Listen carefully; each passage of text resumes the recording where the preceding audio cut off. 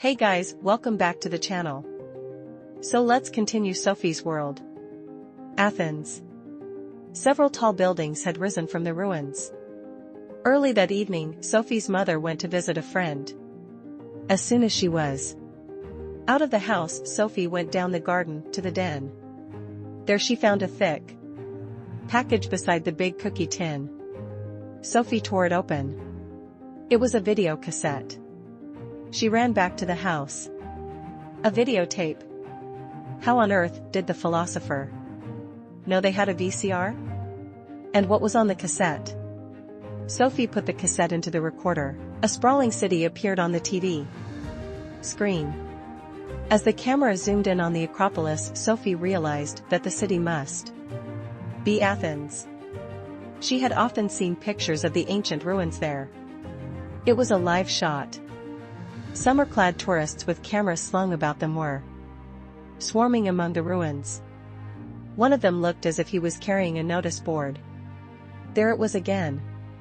Didn't it say Hilda? After a minute or two, there was a close-up of a middle-aged man. He was rather short, with a black, well-trimmed beard, and he was wearing a blue beret. He looked into the camera and said, "Welcome to Athens, Sophie. As you have probably guessed, I am Alberto Knox. If not, I will just reiterate that the big rabbit is still being pulled from the top hat of the universe. We are standing at the Acropolis. The word means citadel, or more precisely, the city on the hill. People have lived up here since the Stone Age. The reason, naturally, was its unique location. The elevated plateau was easy to defend against marauders. From the Acropolis, there was also an excellent view down to one of the best harbors in the Mediterranean. As the early Athens began to develop on the plain below the plateau, the Acropolis was used as a fortress and sacred shrine. During the first half of the 5th century BC, a bitter war was waged against the Persians, and in 480, the Persian king, Xerxes, plundered Athens and burned all the old wooden buildings of the Acropolis. A year later the Persians were defeated, and that was the beginning of the golden age of Athens. The Acropolis was rebuilt, prouder and more magnificent than ever, and now purely as a sacred shrine. This was the period when Socrates walked through the streets and squares, talking with the Athenians. He could thus have witnessed the rebirth of the Acropolis and watched the construction of all the proud buildings we see around us. And what a building site it was. Behind me, you can see the biggest temple, the Parthenon, which means the Virgin's place. It was built in honor of Athene, the patron goddess of Athens. The huge marble structure does not have a single straight line. All four sides are slightly curved to make the building appear less heavy. In spite of its colossal dimensions, it gives the impression of lightness. In other words, it presents an optical illusion. The columns lean slightly inwards, and would form a pyramid 1,500 meters high if they were continued to a point above the temple. The temple contained nothing but a 12-meter-high statue of Athene.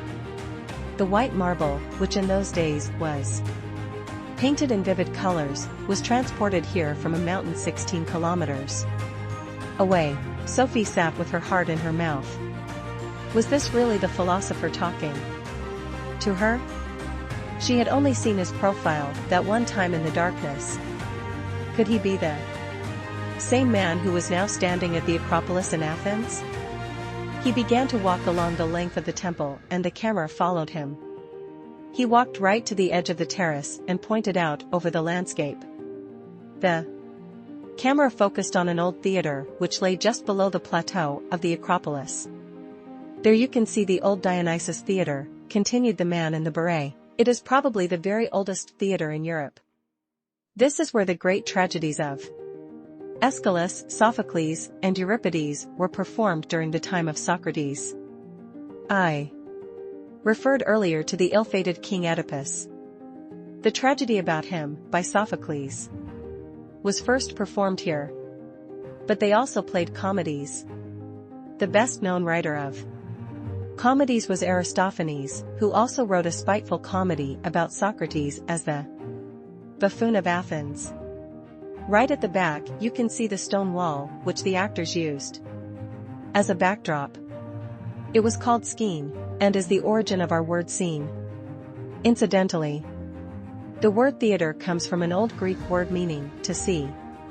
But we must get back to the philosophers, Sophie. We are going around the Parthenon and down through the gateway. The little man walked around the huge temple and past some smaller temples on his right. Then he began to walk down some steps between several tall columns.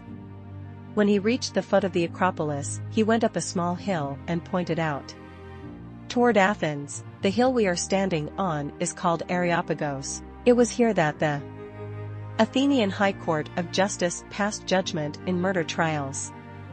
Many hundreds of years later, St. Paul the Apostle stood here and preached about Jesus and Christianity to the Athenians. We shall return to what he said on a later occasion. Down to the left, you can see the remains of the old city square in Athens, the Agora. With the exception of the large temple to Hephaestos, the god of smiths and metalworkers, only some blocks of marble are preserved. Let us go down. The next moment he appeared among the ancient ruins. High up beneath the sky, at the top of Sophie's screen, towered the monumental Athene temple on the Acropolis.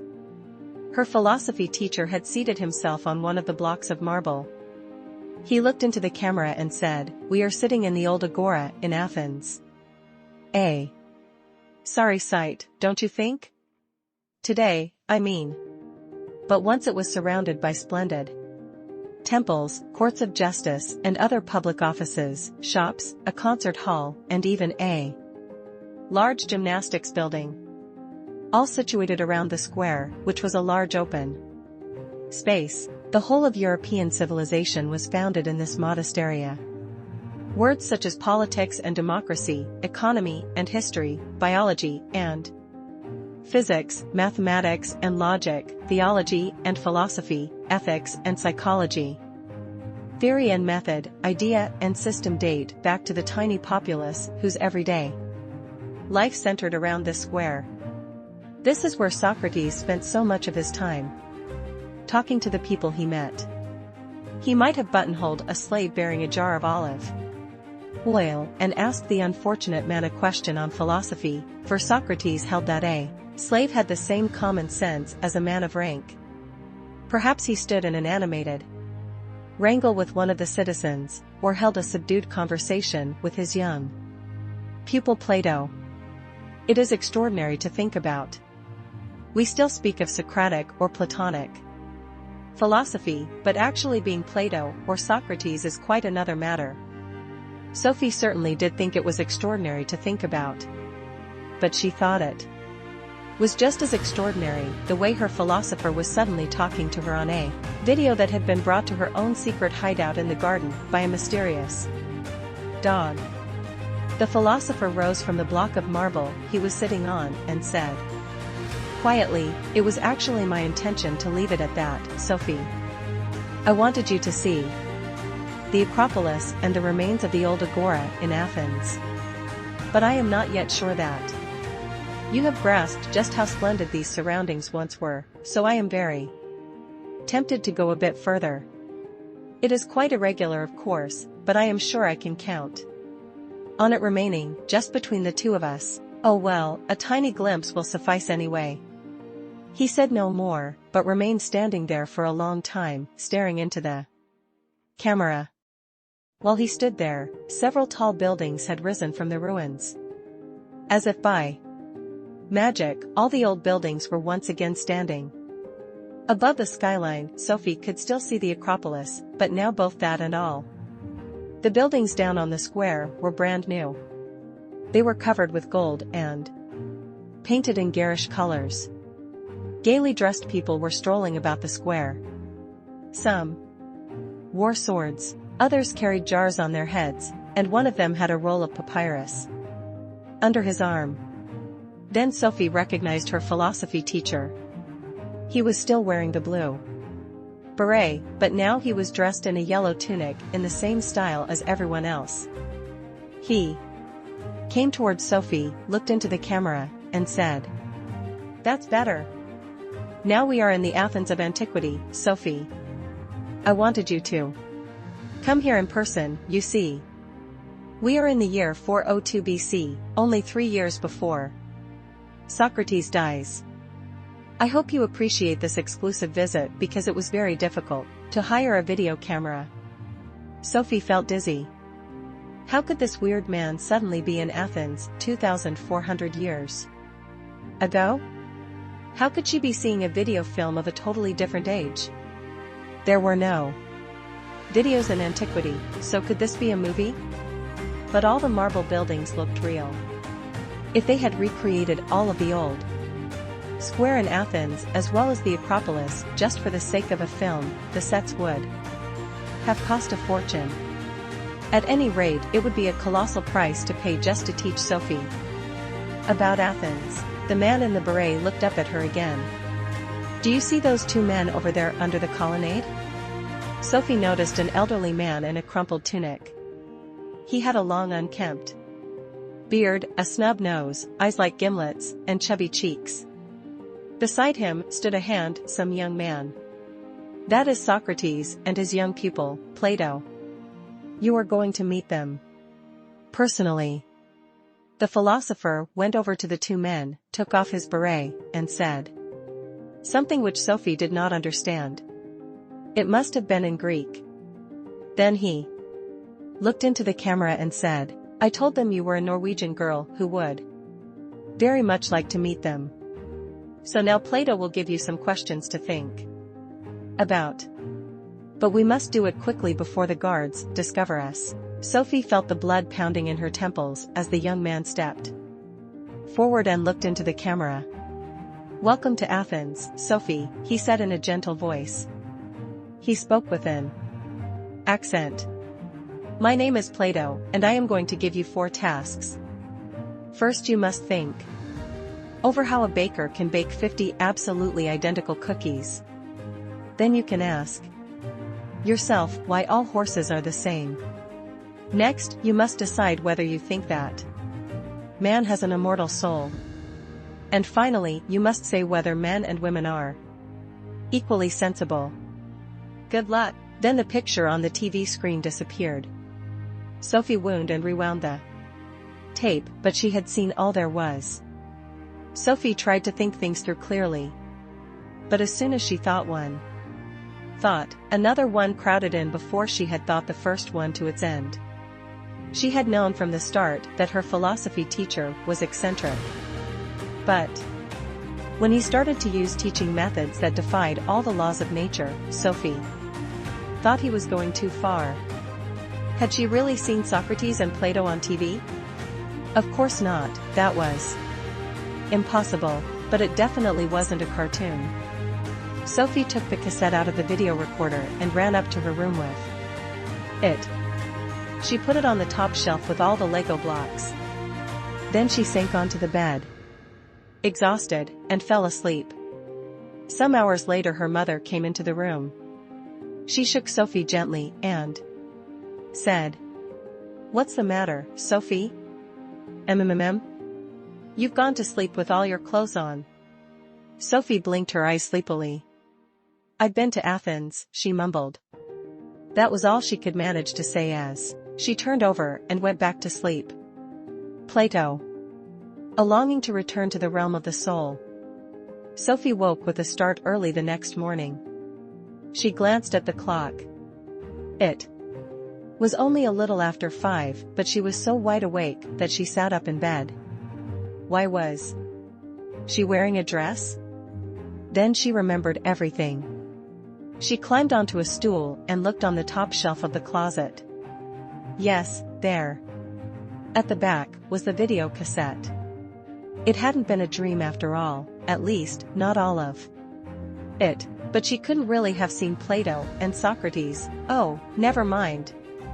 She didn't have the energy to think about it anymore. Perhaps her mother was right.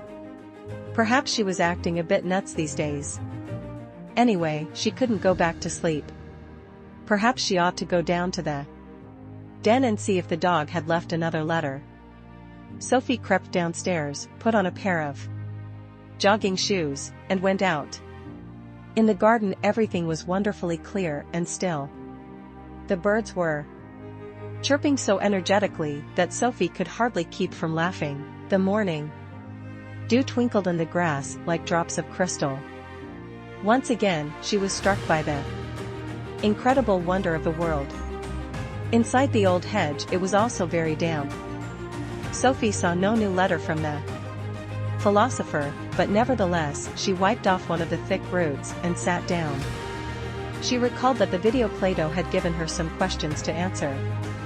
The first was something about how a baker could bake 50 identical cookies.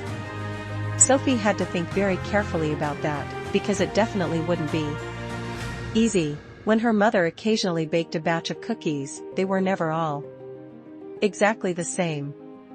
But then she was not an expert pastry cook, sometimes the kitchen looked as if a bomb had hit it. Even the cookies they bought at the baker's were never exactly the same. Every single cookie was shaped separately in the baker's hands. Then a satisfied smile spread over Sophie's face. She remembered how once she and her father went shopping while her mother was busy baking Christmas cookies. When they got back, there were a lot of gingerbread men spread out on the kitchen table. Even though they weren't all perfect, in a way they were all the same. And why was that? Obviously because her mother had used the same mold for all of them. Sophie felt so pleased with herself for having remembered the incident that she pronounced herself done with the first question. If a baker makes 50 absolutely identical cookies, he must be using the same pastry mold for all of them. And that's that. Then the video Plato had looked into the camera and asked why all horses were the same. But they weren't, at all. On the contrary, Sophie thought no two horses were the same, just as no two people were the same. She was ready to give up on that one when she remembered what she had thought about the cookies. No one of them was exactly like any of the others. Some were a bit thicker than the others, and some were broken. But still, everyone could see that they were, in a way, exactly the same. What Plato was really asking was perhaps why a horse was always a horse, and not, for example, a cross between a horse and a pig.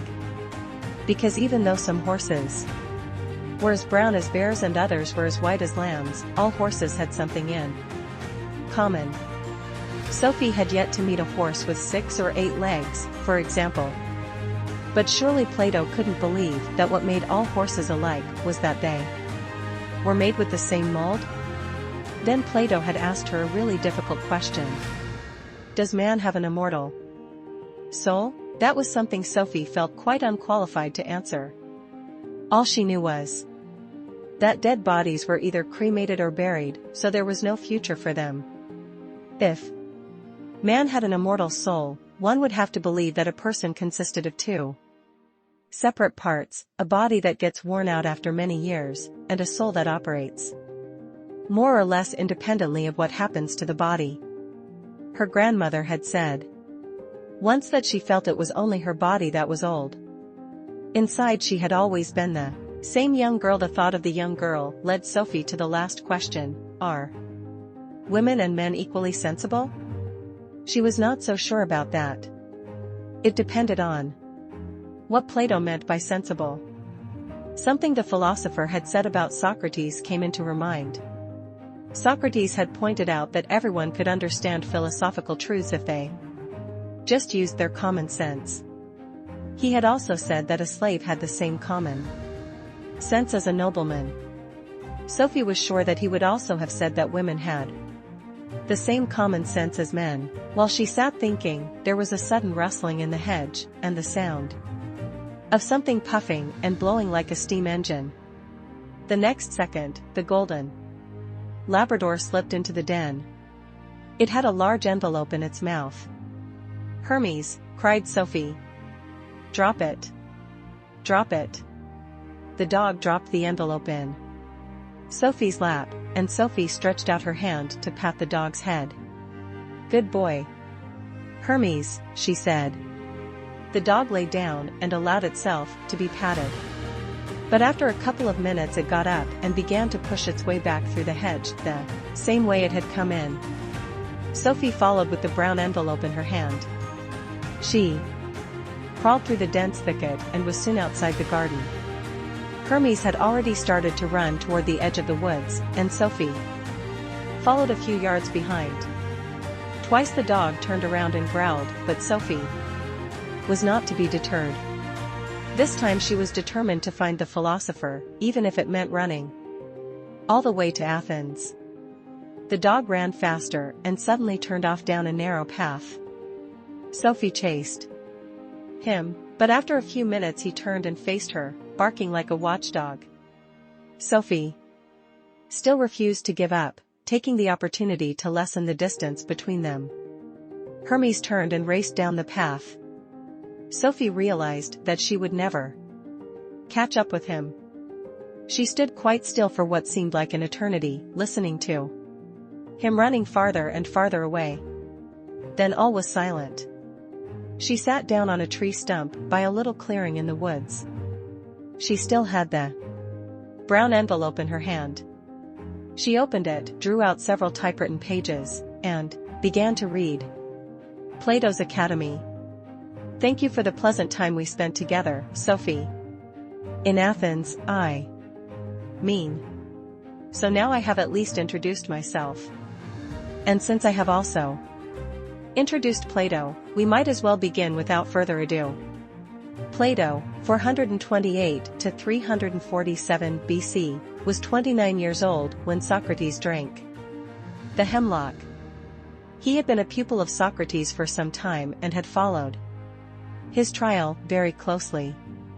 The fact that Athens could condemn its noblest citizen to death did more than make a profound impression on him. It was to shape the course of his entire philosophic endeavor.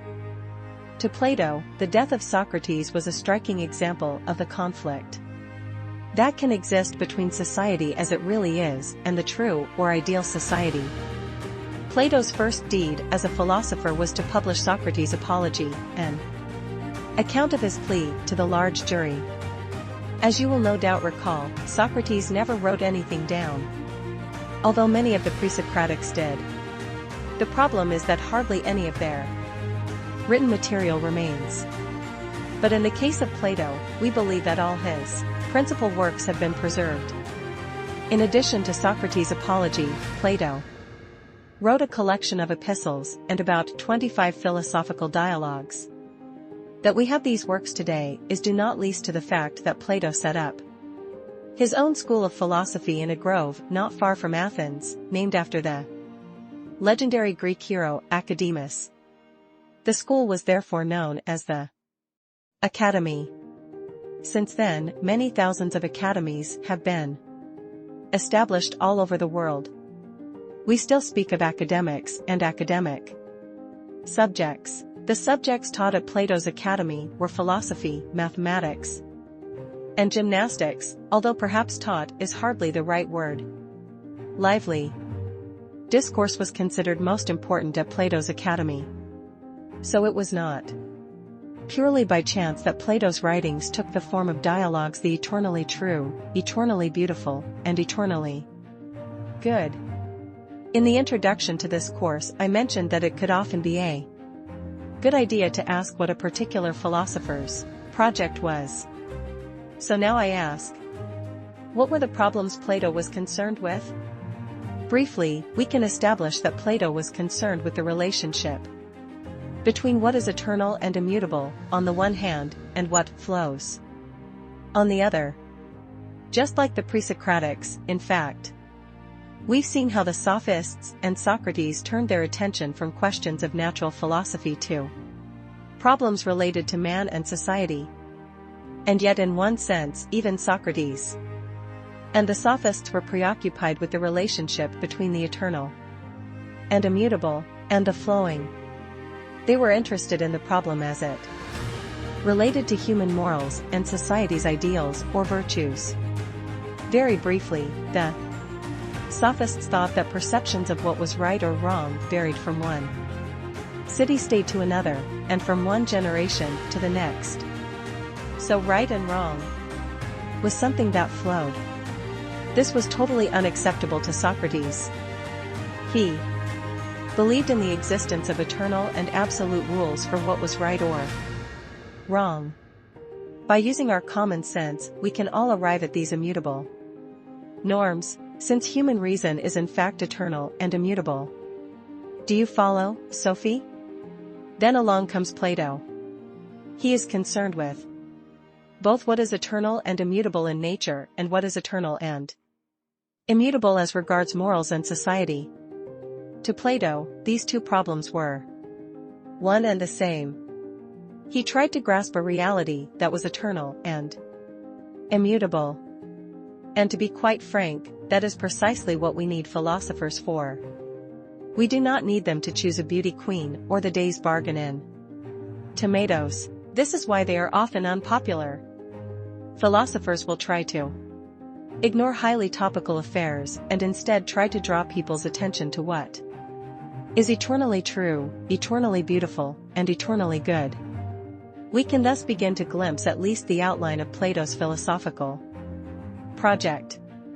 But let's take one thing at a time. We are attempting to understand an extraordinary mind, a mind that was to have a profound influence on all subsequent European philosophy. The world of ideas. Both Empedocles and Democritus had drawn attention to the fact that, although in the natural world everything flows, there must nevertheless be something that never changes, the four roots, or the atoms. Plato agreed with the proposition as such, but in quite a different way. Plato believed that everything tangible in nature flows. So there are no substances that do not dissolve. Absolutely everything that belongs to the material world is made of a material that time can erode, but everything is made after a timeless mold or form that is eternal and immutable. You see? No, you don't. Why are horses the same, Sophie? You probably don't think they are at all. But there is something that all horses have in common, something that enables us to identify them as horses. A particular horse flows naturally. It might be old and lame, and in time it will die. But the form of the horse is eternal and immutable. That which is eternal and immutable, to Plato, is therefore not a physical basic substance, as it was for Empedocles and Democritus. Plato's conception was of eternal and immutable patterns, spiritual and abstract in their nature, that all things are fashioned after. Let me put it like this: the pre-Socratics had given a reasonably good explanation of natural change without having to presuppose that anything actually changed. In the midst of nature's cycle, there were some eternal and immutable smallest elements that did not dissolve, they thought. Fair enough, Sophie. But they had no reasonable explanation for how these smallest elements that were once building blocks in a horse could suddenly whirl together 400 or 500 years later and fashion themselves into a completely new horse. Or an elephant, or a crocodile, for that matter. Plato's point was that Democritus' atoms never fashioned themselves into an elidile or a crocophant. This was what set his philosophical reflections going. If you already understand what I am getting at, you may skip this next paragraph. But just in case, I will clarify: you have a box of Lego and you build a Lego horse. You then take it apart and put the blocks back in the box. You cannot expect to make a new horse just by shaking the box. How could Lego blocks of their own accord find each other and become a new horse? Again? No, you have to rebuild the horse, Sophie. And the reason you can do it is that you have a picture in your mind of what the horse looked like. The Lego horse is made from a model which remains unchanged from horse to horse. How did you do with the 50 identical cookies? Let us assume that you have dropped in from outer space and have never seen a baker before. You stumble into a tempting bakery, and there you catch sight of 50 identical gingerbread men on a shelf. I imagine you would wonder how they could be exactly alike. It might well be that one of them has an arm missing, another has lost a bit of its head, and a third has a funny bump on its stomach. But after careful thought, you would nevertheless conclude that all gingerbread men have something in common. Although none of them is perfect, you would suspect that they had a common origin. You would realize that all the cookies were formed in the same mold. And what is more, Sophie, you are now seized by the irresistible desire to see this mold.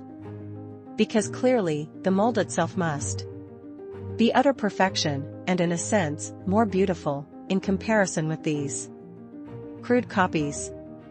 If you solved this problem all by yourself, you arrived at the philosophical solution in exactly the same way that Plato did.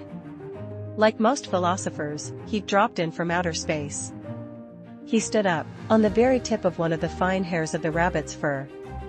He was astonished at the way all natural phenomena could be so alike, and he concluded that it had to be because there are a limited number of forms behind everything we see around us. Plato called these forms ideas. Behind every horse, pig, or human being, there is the idea horse, idea pig, and idea human being. In the same way, the bakery we spoke of can have gingerbread men, gingerbread horses, and gingerbread pigs. Because every self-respecting bakery has more than one mold, but one mold is enough for each type of gingerbread cookie. Plato came to the conclusion that there must be a reality behind the material world. He called this reality the world of ideas. It contained the eternal and immutable patterns behind the various phenomena we come across in nature. This remarkable view is known as Plato's theory of ideas. True knowledge. I'm sure you've been following me, Sophie dear. But you may be wondering whether Plato was being serious. Did he really believe that forms like these actually existed in a completely different reality? He probably didn't believe it literally in the same way for all his life, but in some of his dialogues that is certainly how he means to be understood. Let us try to follow his train of thought. A philosopher, as we have seen, tries to grasp something that is eternal and immutable. It would serve no purpose, for instance, to write a philosophic treatise on the existence of a particular soap bubble. Partly because one would hardly have time to study it in depth before it burst, and partly because it would probably be rather difficult to find a market for a philosophic treatise on something nobody has ever seen, and which only existed for 5 seconds. Plato believed that everything we see around us in nature, everything tangible, can be likened to a soap bubble, since nothing that exists in the world of the senses is lasting. We know, of course, that sooner or later every human being and every animal will die and decompose. Even a block of marble changes and gradually disintegrates. The Acropolis is falling into ruin, Sophie. It is a scandal, but that's the way it is. Plato's point is that we can never have true knowledge of anything that is in a constant state of change. We can only have opinions about things that belong to the world of the senses, tangible things. We can only have true knowledge of things that can be understood with our reason. Alright, Sophie, I'll explain it more clearly. A gingerbread man can be so lopsided after all that baking that it can be quite hard to see what it is meant to be. But having seen dozens of gingerbread men that were more or less successful, I can be pretty sure what the cookie mold was like. I can guess, even though I have never seen it. It might not even be an advantage to see the actual mold with my own eyes, because we cannot always trust the evidence of our senses. The faculty of vision can vary from person to person. On the other hand, we can rely on what our reason tells us because that is the same for everyone. If you are sitting in a classroom with 30 other pupils, and the teacher asks the class which color of the rainbow is the prettiest, he will probably get a lot of different answers. But if he asks what 8 times 3 is, the whole class will, we hope, give the same answer. Because now reason is speaking, and reason is, in a way, the direct opposite of thinking or feeling.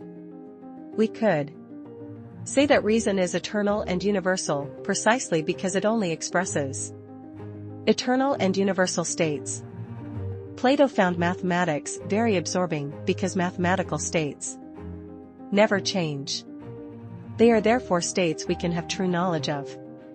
But here we need an example. Imagine you find a round pinecone out in the woods. Perhaps you say, you think it looks completely round, whereas Joanna insists it is a bit flattened on one side. Then you start arguing about it. But you cannot have true knowledge of anything you can perceive with your eyes. On the other hand, you can say with absolute certainty that the sum of the angles in a circle is 360 degrees. In this case, you would be talking about an ideal circle which might not exist in the physical world but which you can clearly visualize.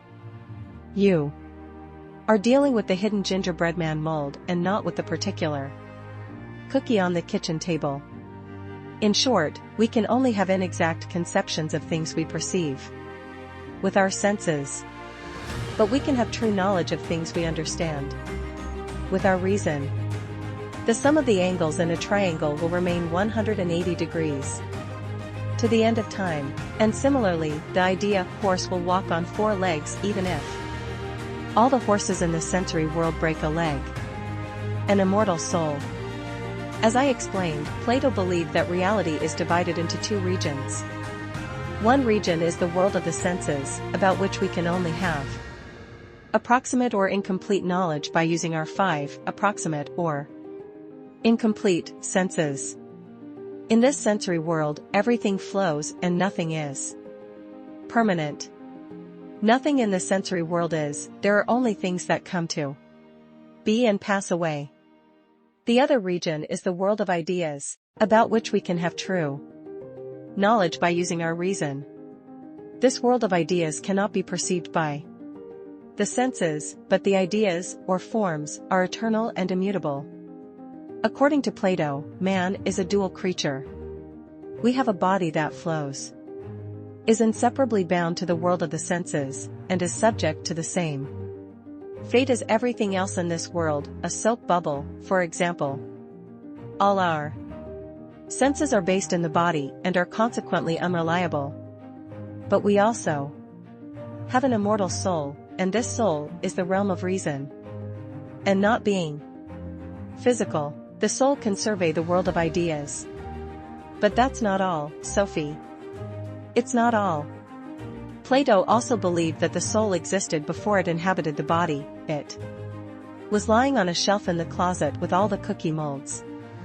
But as soon as the soul wakes up in a human body, it has forgotten all the perfect ideas. Then something starts to happen. In fact, a wondrous process begins. As the human being discovers the various forms in the natural world, a vague recollection stirs his soul. He sees a horse, but an imperfect horse, a gingerbread horse. The sight of it is sufficient to awaken in the soul a faint recollection of the perfect horse, which the soul once saw in the world of ideas, and this stirs the soul with a yearning to return to its true realm. Plato calls this yearning eros, which means love. The soul, then, experiences a longing to return to its true origin.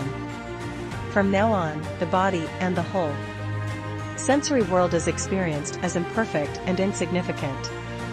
The soul yearns to fly home on the wings of love to the world of ideas. It longs to be freed from the chains of the body. Let me quickly emphasize that Plato is describing an ideal course of life, since by no means all humans set the soul free to begin its journey back to the world of ideas.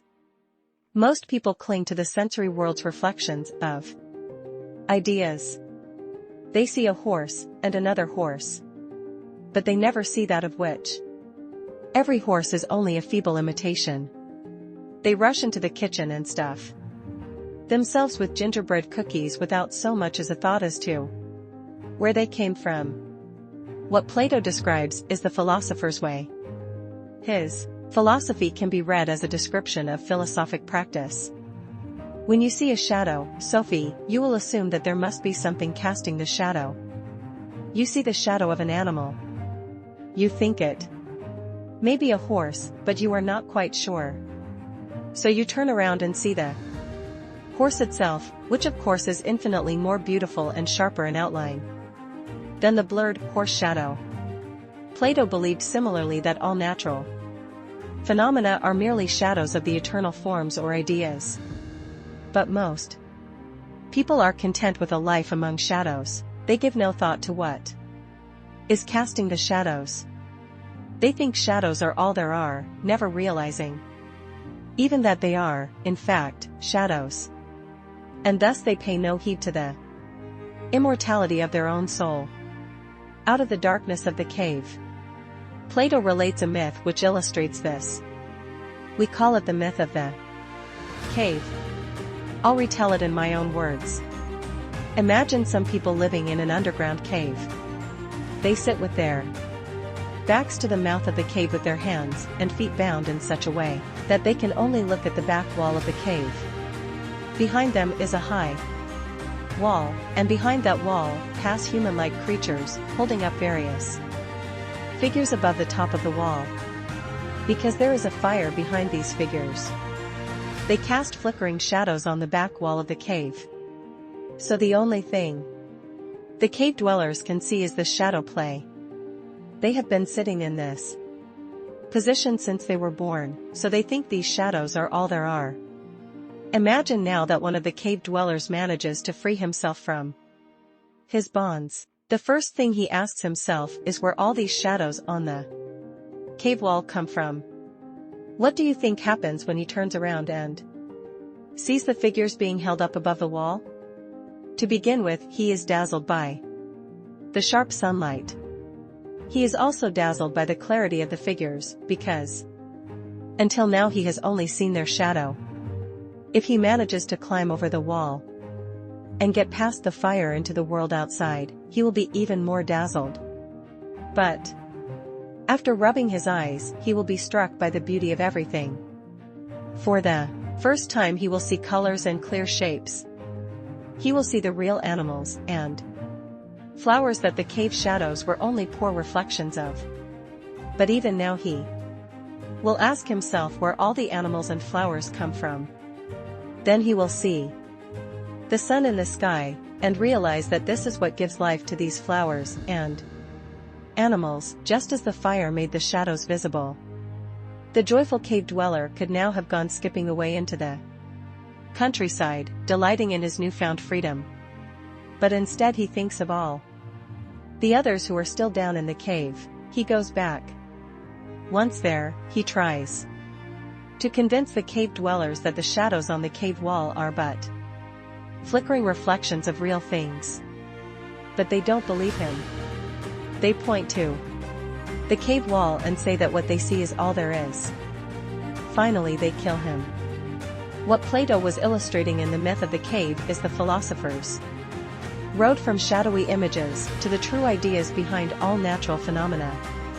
He was probably also thinking of Socrates, whom the cave dwellers killed because he disturbed their conventional ideas and tried to light the way to true insight. The myth of the cave illustrates Socrates' courage and his sense of pedagogic responsibility.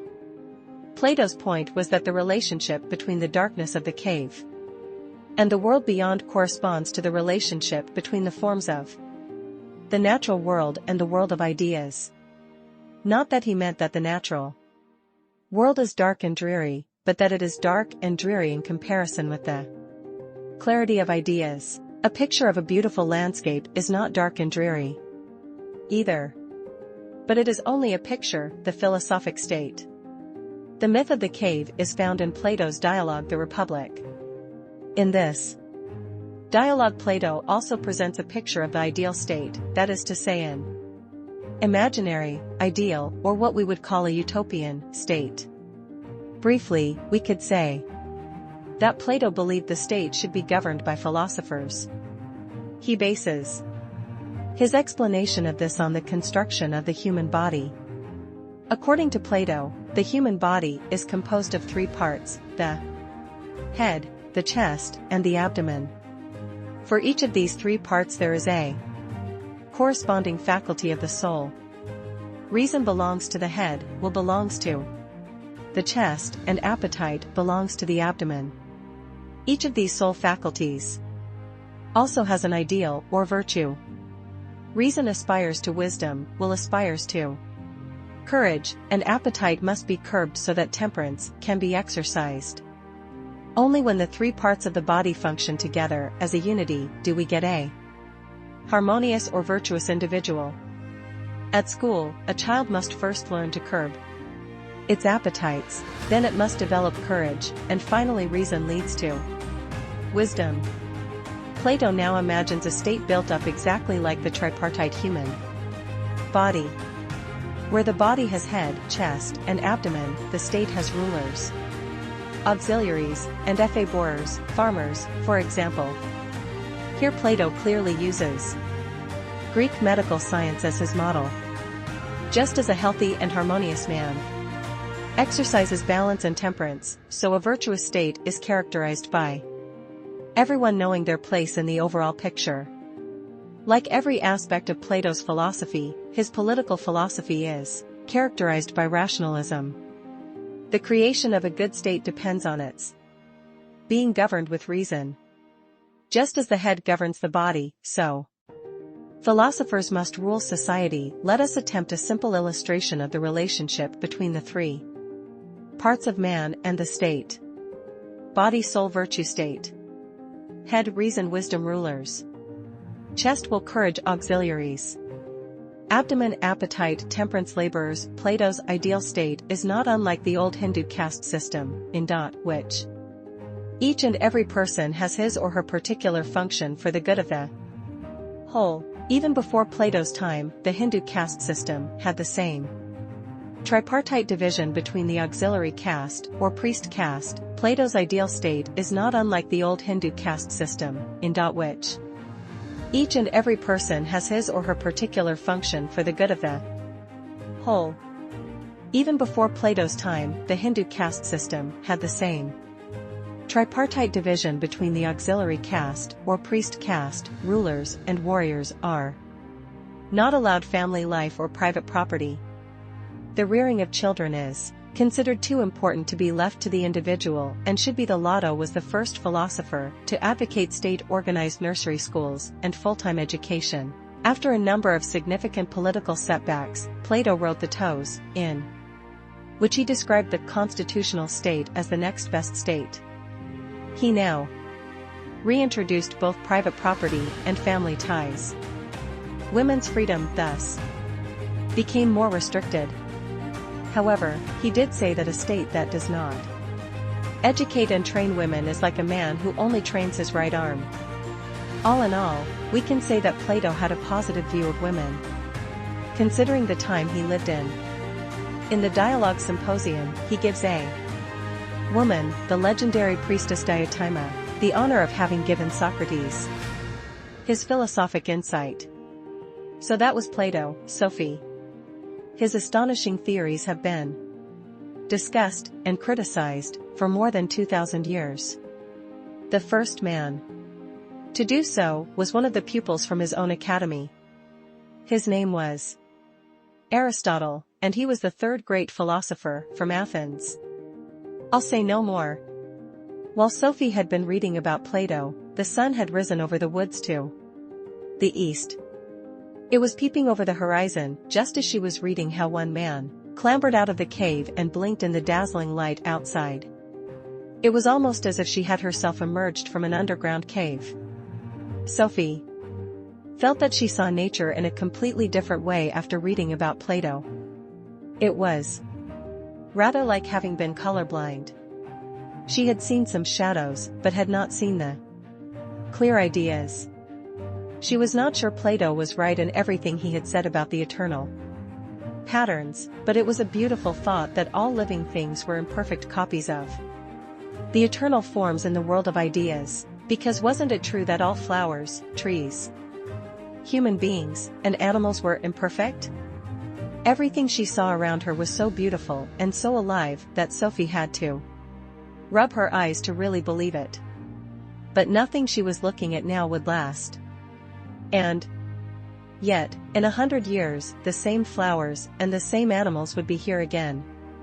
Even if every single flower and every single animal should fade away and be forgotten, there would be something that recollected how it all looked. Sophie gazed out at the world. Suddenly a squirrel ran up the trunk of a pine tree. It circled the trunk a few times and disappeared into the branches. "I've seen you before," thought Sophie. She realized that maybe it was not the same squirrel that she had seen previously, but she had seen the same form. For all she knew, Plato could have been right.